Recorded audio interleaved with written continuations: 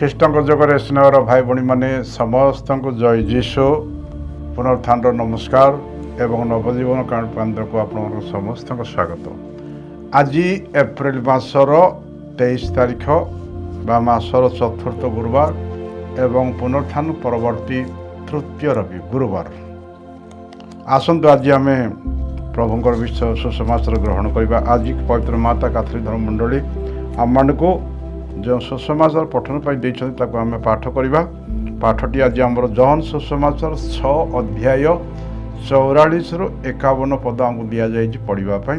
ଆସନ୍ତୁ ବାଇବେଲ ବାହାର କରନ୍ତୁ, ଆମେ ପ୍ରଥମେ ପଠନ କରିବା, ତାପରେ ବାକ୍ୟ ପରିବେଷଣ କାର୍ଯ୍ୟ ଆରମ୍ଭ କରିବା। ପାଠଟି ଏହି ପ୍ରକାର ଲେଖାଯାଇଛି, ମୋ ପାଖକୁ କେହି ଆସିପାରେ ନାହିଁ ଯଦି ମୋର ପ୍ରେରଣକର୍ତ୍ତା ପିତା ତାଙ୍କୁ ଆକର୍ଷଣ ନ କରନ୍ତି, ଏବଂ ଯେ ଆସିଥାଏ ତାକୁ ମୁଁ ଶେଷ ଦିବସରେ ଉଚିତ କରିବି।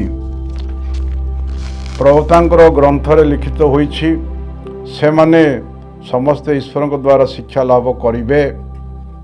ସେ ମୋ ନିକଟକୁ ଆସିଥାଏ। ଯେ ବ୍ୟକ୍ତି ପିତାଙ୍କ ଠାରୁ ଆଗତ କେବଳ ସେ ପିତାଙ୍କର ଦର୍ଶନ ପାଇଅଛି, ତା ବିନା ଅନ୍ୟ କେହି ପିତାଙ୍କୁ ଦେଖି ନାହିଁ। ସତ୍ୟ ସତ୍ୟ ମୁଁ ତୁମମାନଙ୍କୁ କହେ, ଯେ କେହି ବିଶ୍ୱାସ କରେ ସେ ଅନନ୍ତ ଜୀବନ ପାଇଅଛି। ମୁଁ ହିଁ ଜୀବନର ରୁଟି। ତୁମମାନଙ୍କର ପିତୃପୁରୁଷ ଗଣ ମୋର ପ୍ରାନ୍ତରରେ ମାନ ଭୋଜନ କଲେ, ତଥାପି ସେମାନେ ମୃତ୍ୟୁବରଣ କଲେ।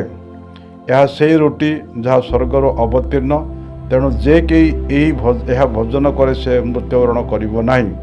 ମୁଁ ହିଁ ସ୍ୱର୍ଗରୁ ଅବତୀର୍ଣ୍ଣ ସେହି ଜୀବନ୍ତ ରୁଟି। ଯେଉଁମାନେ ଏହି ରୁଟି ଭୋଜନ କରନ୍ତି ସେମାନେ ଚିରକାଳ ଜୀବିତ ରହିବେ। ଜଗତର ଜୀବନ ଧାରଣ କରି ମୁଁ ଯେଉଁ ରୁଟି ପ୍ରଦାନ କରେ ତାହା ମୋର ମାଂସ। ପ୍ରଭୁଙ୍କର ସୁସମାଚାର। ଆସନ୍ତୁ।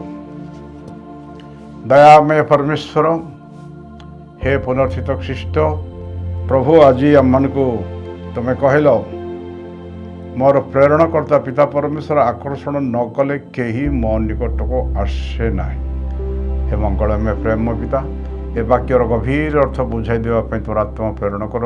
ସେହି ପବିତ୍ର ଆତ୍ମା ହିଁ ମୋର ଜିଭ ଏବଂ ମୁଖ ଦେଇ ଆମମାନଙ୍କୁ ଶିକ୍ଷା ପ୍ରଦାନ କରନ୍ତୁ। ଆମେ ଶିକ୍ଷା ଗ୍ରହଣ କରି ଅନନ୍ତ ଜୀବନ ଲାଭରେ ସକ୍ଷମ ହେବୁ। ଏହି ଛୋଟ ପ୍ରାର୍ଥନା ଆମେ ପ୍ରଭୁ ଯୀଶୁଙ୍କ ନାମରେ ମାଆଙ୍କ ମଧ୍ୟସ୍ଥ ଭିକ୍ଷା କରୁଅଛୁ, ଆମେନ୍। ସ୍ନେହର ଭାଇ ଭଉଣୀମାନେ, ପରମେଶ୍ୱର ପ୍ରେମରେ ଆମମାନଙ୍କୁ ସୃଷ୍ଟି କଲେ, ନ୍ୟାୟରେ ଦଣ୍ଡ ଦେଲେ ସତ, ଦୟାରେ ବିଗଳିତ ହୋଇ ଆମମାନଙ୍କୁ ପରିତ୍ରାଣ କରିବା ଉଦ୍ଧାର କରିବା ପାଇଁ ତାଙ୍କର ଏକମାତ୍ର ପୁତ୍ରକୁ ପ୍ରେରଣ କଲେ। ତାଙ୍କର କ୍ରୁଶର ମରଣ ଦ୍ୱାରା ଆମେ ସମସ୍ତେ ପରିତ୍ରାଣ ଲାଭ କଲୁ। ପରମେଶ୍ୱର ଆମମାନଙ୍କୁ ତାଙ୍କ ପରିତ୍ରାଣ ଆମକୁ ଉଦ୍ଧାର କରିବା ପାଇଁ, ରକ୍ଷା କରିବା ପାଇଁ ତାଙ୍କର ଏକମାତ୍ର ପୁତ୍ରକୁ ପ୍ରେରଣ କଲେ। କିନ୍ତୁ ଜହନ ସୁସମାଚାର 1 ଅଧ୍ୟାୟ ଆମର ଦେଖିପାରୁଛୁ 9, 10, 11 ଦେଖିପାରୁଛୁ ଯେ ନିଜ ଲୋକମାନେ ଯୀଶୁଙ୍କୁ ଗ୍ରହଣ କଲେ ନାହିଁ। ତେଣୁକରି ଏକ ତ ଗୋଟିଏ ପଟ ପରମେଶ୍ୱର ତାଙ୍କର ପୁତ୍ରକୁ ପ୍ରେରଣ କରନ୍ତି, ତାଙ୍କଠାରେ ବିଶ୍ୱାସ ପରିତ୍ରାଣ ପାଇବା। ଦ୍ୱିତୀୟ ପଟ ପରମେଶ୍ୱର ଯୀଶୁଙ୍କ ନିକଟକୁ ଆମକୁ ଗୋଟିଏ ପରେ ଗୋଟିଏ ଆକର୍ଷଣ ଯୀଶୁଙ୍କ ପାଖକୁ ନିଅନ୍ତି, ଆକର୍ଷଣ କରି ନିଅନ୍ତି ଏବଂ ଯୀଶୁଙ୍କ ପାଖରେ ଯାଇ ଗଲା ପହଞ୍ଚିଲା ପରେ ଆମେ ବିଶ୍ୱାସ କରି ପରିତ୍ରାଣ ପାଉ। ତେବେ ସ୍ନେହର ଭାଇ ଭଉଣୀମାନେ, ଏଇ ଯେଉଁ ପରିତ୍ରାଣର ଯୋଜନା ବା ପ୍ରେରିତ କାର୍ଯ୍ୟର ସଫଳତା ଲାଗି ଆମେମାନେ କେହି ମଧ୍ୟ ଗର୍ବ କରିବାର ଉଚିତ ନୁହେଁ। କାରଣ ଆମେ ଭାବୁଛୁ ମୁଁ ବାକ୍ୟ ପ୍ରଚାର ଦ୍ୱାରା ବା 100 ଲୋକ 1000 ଲୋକ ଦୀକ୍ଷିତ କରିବା ଦ୍ୱାରା ମୁଁ ପରିତ୍ରାଣ ଯୋଜନା ସଫଳ କରିଛୁ, ଯେଉଁ ଗର୍ବ କରୁଛୁ ତାହା ଆମର ବୃଥା।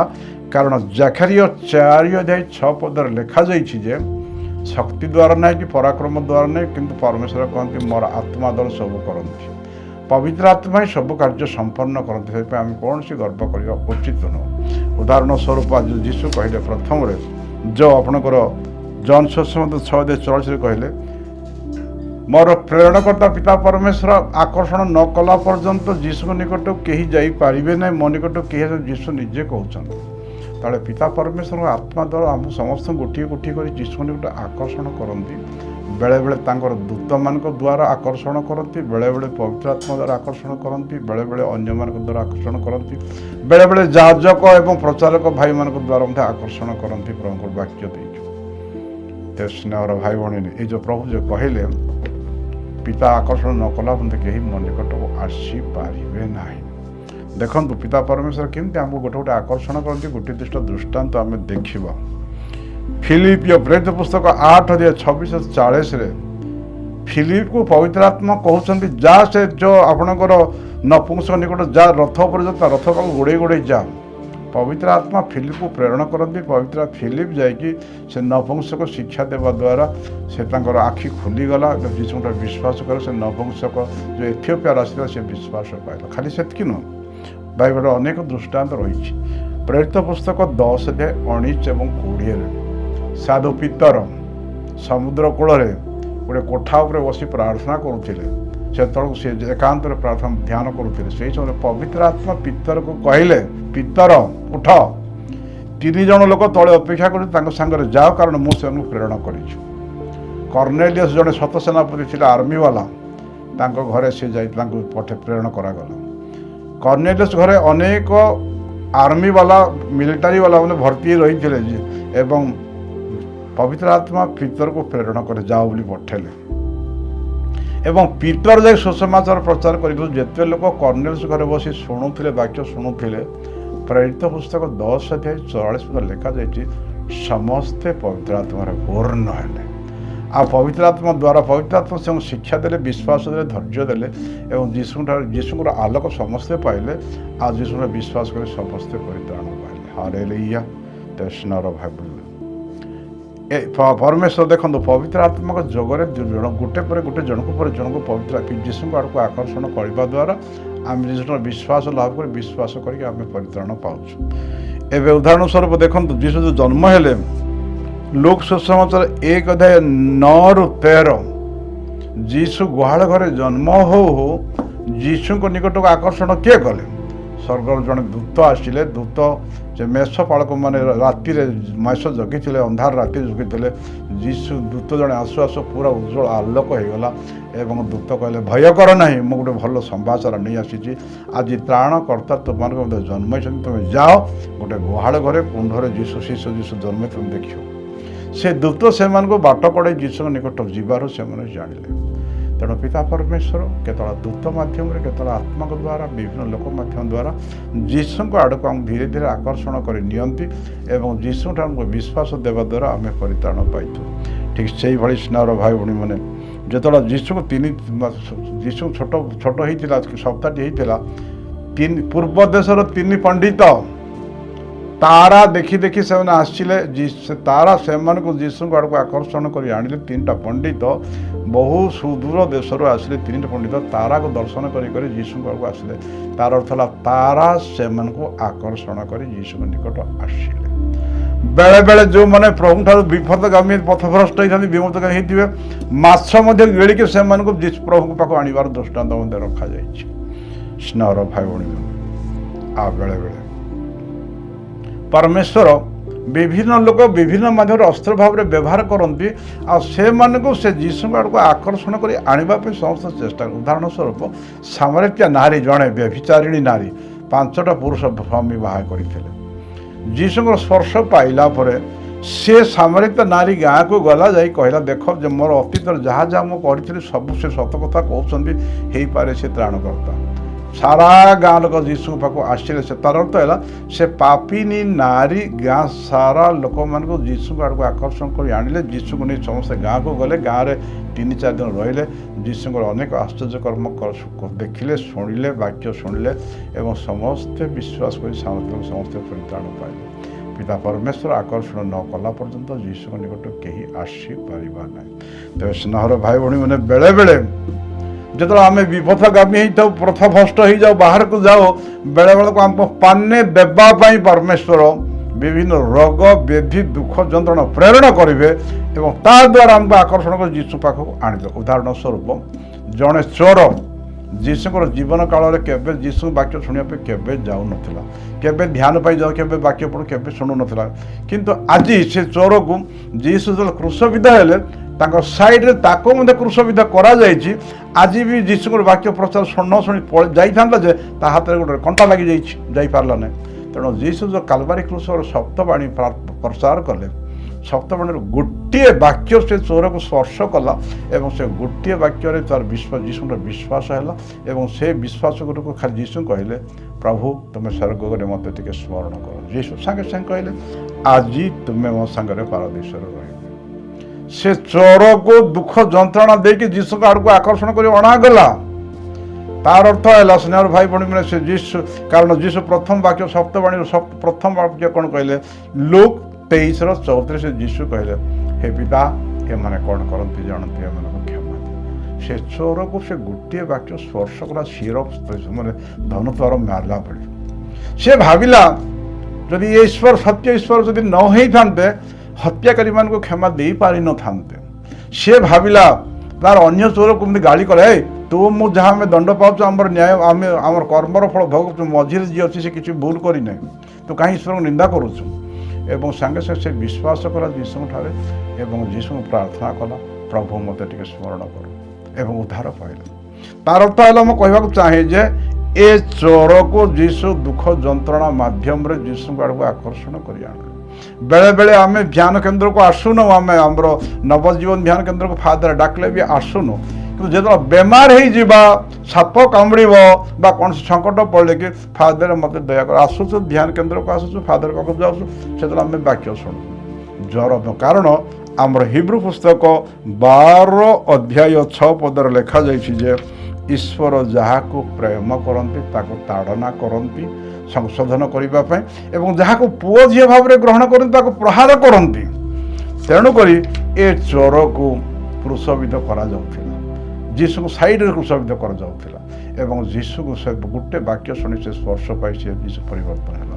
ତେବେ ଆମ ଜୀବନରେ ମଧ୍ୟ ଦୁଃଖ ଆସିବ କଷ୍ଟ ଆସିବ ଯନ୍ତ୍ରଣା ଆସିବ ସମସ୍ୟା ଆସିବ କାରଣ ବେଶୀ ପୁରା ଖାଲି ଶାନ୍ତି ଆସିବ ଖାଲି ଖୁସି ଆସିଲେ ଆମେ ପ୍ରଭୁଙ୍କୁ ଭୁଲିଯିବା। ଯେତେବେଳେ ଆମେ ପ୍ରଭୁଙ୍କୁ ଭୁଲିକି ଯେ ଦୂରକୁ ଯାଉଛୁ ପଥଭ୍ରଷ୍ଟ ହେଉଛୁ ବିପଦଗାମୀ ହେଉଛୁ ସେହି ସମୟରେ ଆମ ପାଇଁ ଅନେକ ରୋଗ ପଠାନ୍ତି ଅନେକ ଯନ୍ତ୍ରଣା ପଠାନ୍ତି ଅନେକ ଦୁଃଖ ପଠାନ୍ତି ଯାହାଫଳରେ ଆମେ ଯୀଶୁ ପାଖରେ ଆସିଥାଉ ପ୍ରଭୁ ମୋତେ ଦୟା କର। ଯଦି ଦୁଃଖ ନ ପଠାଇଥାନ୍ତା ଆମେ ଆସିନଥାନ୍ତୁ। ତେଣୁକରି ବେଳେବେଳେ ଦୁଃଖ ଯନ୍ତ୍ରଣା କଷ୍ଟ ବେଦନା ଦେଇକି ମଧ୍ୟ ପ୍ରଭୁ ତାଙ୍କ ନିକଟକୁ ଆକର୍ଷଣ କରି ଆଣନ୍ତି।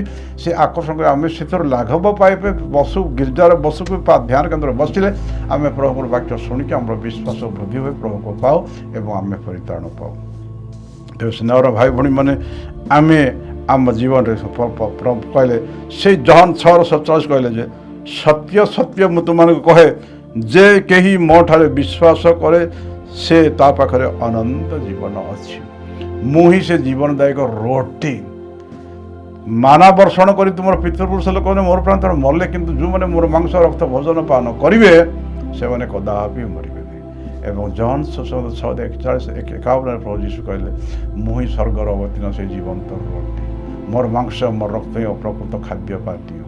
ପ୍ରଭୁ ଯୀଶୁଙ୍କଠାରେ ଯେଉଁମାନେ ବିଶ୍ୱାସ କରୁଛି ଅନନ୍ତ ଜୀବନ କାରଣ ସ୍ନେହର ଭାଇ ଭଉଣୀମାନେ ସେଇ ବିଶ୍ୱାସ ହିଁ ଆମ ପାଇଁ ନିହାତି ଆମର ଦରକାର। ତେଣୁକରି ପ୍ରଭୁ ଯୀଶୁ କହିଲେ ଜହନ ସୁସମାଚାର ଆପଣଙ୍କ 3:16 କହିଲେ ଯେ କେହି ତାଙ୍କଠାରେ ବିଶ୍ୱାସ କରିବେ ସେ ବିନଷ୍ଟ ଅନନ୍ତ ଜୀବନ ପାଇବେ।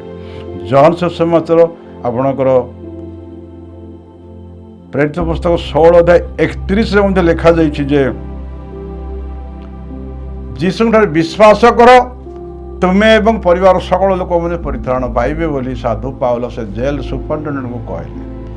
ଏବଂ ଜହନ ସୁସମାଚାର 1:12 ମଧ୍ୟ ଲେଖାଯାଇଛି ଯେ ଅନେକ ଲୋକ ଯୀଶୁଙ୍କୁ ବିଶ୍ୱାସ କଲେ ନା କିନ୍ତୁ ଯେଉଁମାନେ ଯୀଶୁଙ୍କର ବିଶ୍ୱାସ କଲେ ସେମାନଙ୍କୁ ସ୍ୱର୍ଗସ୍ଥ ପିତାଙ୍କର ପୁଅ ଝିଅ ଭାବରେ ଅଧିକାର ଦିଆଗଲା। ଏବଂ ରୋମିଓ 8:17 ଯେଉଁମାନେ ପ୍ରଭୁଙ୍କର ପୁଅ ଝିଅରେ ଅଧିକାର ପାଇଲେ ପୁଅ ପରମେଶ୍ୱରଙ୍କର ସ୍ୱର୍ଗ ମର୍ତ୍ତ୍ୟ ପୃଥିବୀର ସବୁ ସମ୍ପତ୍ତିର ଉତ୍ତରାଧିକାରୀ ହେଲେ ଏବଂ ଯୀଶୁଙ୍କର ସହ ଉତ୍ତରାଧିକାରୀ ହେଲେ। ତେବେ ସ୍ନେହର ଭାଇ ଭଉଣୀମାନେ ଆମେ ଯେତେବେଳେ ପବିତ୍ର ଆତ୍ମା ଯେତେବେଳେ ଆମେ ପ୍ରଭୁଙ୍କ ଆକର୍ଷଣ ହେଇଯାଉ ତେଣୁ ବିଶେଷ କରି ଆମର କର୍ତ୍ତବ୍ୟ ହେଲା ଯେ ଆମକୁ ଯେଭଳି SMS ଫାଦରମାନେ ଫ୍ରାନ୍ସ ଦେଶର SMS ଫାଦରମାନେ ଆସିଲେ ସ୍ପାନିଶ ଫାଦରମାନେ ଆସିଲେ କେରଳରୁ ଫାଦରମାନେ ଆସିଲେ ସେମାନଙ୍କ ଜରିଆରେ ଆମେ ଯୀଶୁଙ୍କ ଆଡ଼କୁ ଆକର୍ଷଣ ହେଇ ଆସିଲୁ ଯୀଶୁଙ୍କଠାରେ ଆମେ ବିଶ୍ୱାସ କଲୁ ଆଲୋକ ପାଇଲୁ ଏବଂ ପରିତ୍ରାଣ ପାଇ ଯାଉଛୁ। ଯେମିତି ଆମେ MSSର ଫାଦରମାନେ ସ୍ପାନିଶ ଫାଦରମାନେ କେରଳ ଫାଦରମାନେ ଯୀଶୁଙ୍କ ଆଡ଼କୁ ଆକର୍ଷଣ କରି ଆଣିଲେ ଆମର ଡ୍ୟୁଟି ବର୍ତ୍ତମାନ ଯେ ଯେଉଁମାନେ ଆଜି ପର୍ଯ୍ୟନ୍ତ ପ୍ରଭୁଙ୍କର ଆଲୋକ ପାଇନାହାନ୍ତି, ଜାଣିନାହାନ୍ତି, ବୁଝିନାହାନ୍ତି, ସେମାନଙ୍କୁ ଆମେ ଆମର ଚିନ୍ତା, ଆମର ବାକ୍ୟ ଦ୍ୱାରା, ଆମର ଜୀବନ ଶୈଳୀ ଦ୍ୱାରା, ଆମର ସେବା ଦ୍ୱାରା, ଆମର ପ୍ରେମ ଦ୍ୱାରା, ଆଦର୍ଶ ଜୀବନ ଦ୍ୱାରା ସେମାନଙ୍କୁ ଯଦି ଆମେ ଧୀରେ ଧୀରେ ଯୀଶୁଙ୍କ ଆଡ଼କୁ ଆକର୍ଷଣ କରି ଆଣିପାରିବା, ତାହେଲେ ହିଁ ଆମେ ଜଗତର ଲବଣ, ଜଗତର ଜ୍ୟୋତି ସଦୃଶ ହେଇପାରିବା। ସ୍ନେହର ଭାଇ ଭଉଣୀମାନେ, ସେ ପ୍ରଭୁ ଯୀଶୁଙ୍କ ଆଡ଼କୁ ଆକର୍ଷଣ କରି ଆଣିବାର ଆମର କାମ। ଆମେ ଜଗତର ଜ୍ୟୋତି, ଆମେ ଜଗତର ଲବଣ ପ୍ରଭୁ କହିଲେ। ତେଣୁ ଆମେ ଏଭଳି ଜୀବନ ଯାପନ କରିବା ଯେ ଆମର ସ୍ନେହ, ପ୍ରେମ, ସେବା, ମନୋଭାବ ଦେଖି, ଆଦର୍ଶ ଜୀବନ ଦେଖି ଦେଖି ଅନ୍ୟମାନେ ଯୀଶୁଙ୍କ ଆଡ଼କୁ ଆକର୍ଷଣ ହୋଇ ଆସିପାରିବେ। ତେବେ ହିଁ ଆମ ଜୀବନ ସାର୍ଥକ ହେବ, ପ୍ରଭୁଙ୍କର ଆଲୋକ ସେମାନେ ପରିତ୍ରାଣ ପାଇବେ, ପରମେଶ୍ୱର ପରିତ୍ରାଣ ଯୋଜନା ସଫଳ ହେବ। ସ୍ନେହର ଭାଇ ଭଉଣୀମାନେ, କିନ୍ତୁ ଯଦି ଆମେ ଖ୍ରୀଷ୍ଟ ଧର୍ମ ଗ୍ରହଣ କରି ଯଦି ମଦ ପିଇ ମଦ ଡ୍ରେନ୍ରେ ପଡ଼ିବା, ଯଦି ଖ୍ରୀଷ୍ଟ ଧର୍ମ ଗ୍ରହଣ କରି ଯଦି ଆମେ ମଦ ହେଇକି ଘରେ ପ୍ରତିଦିନ ଗଣ୍ଡଗୋଳ କରିବା, ଯଦି ଖ୍ରୀଷ୍ଟ ଧର୍ମ ଗ୍ରହଣ କରି ଯଦି ଆମେ ଥାନାରେ ସେ ଗଡ଼ୁଥିବା, ଥାନାରେ ଆରେଷ୍ଟ ହେଉଥିବା, ତାହେଲେ ଯୀଶୁ ଗୌରବାନ୍ୱିତ ହେବା ପରିବର୍ତ୍ତେ ନିନ୍ଦିତ ହେବେ, ଲଜ୍ଜିତ ହେବେ।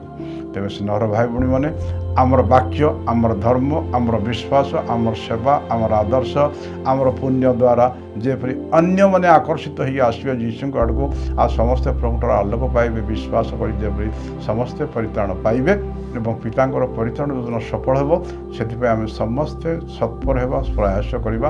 ଆପଣମାନେ ସମସ୍ତେ ଭଲ ଭାବରେ ଶୁଣିଛନ୍ତି ବୋଲି ସମସ୍ତଙ୍କୁ ଧନ୍ୟବାଦ ଦେଇ ରହିଲି। ଜୟ ଯୀଶୁ।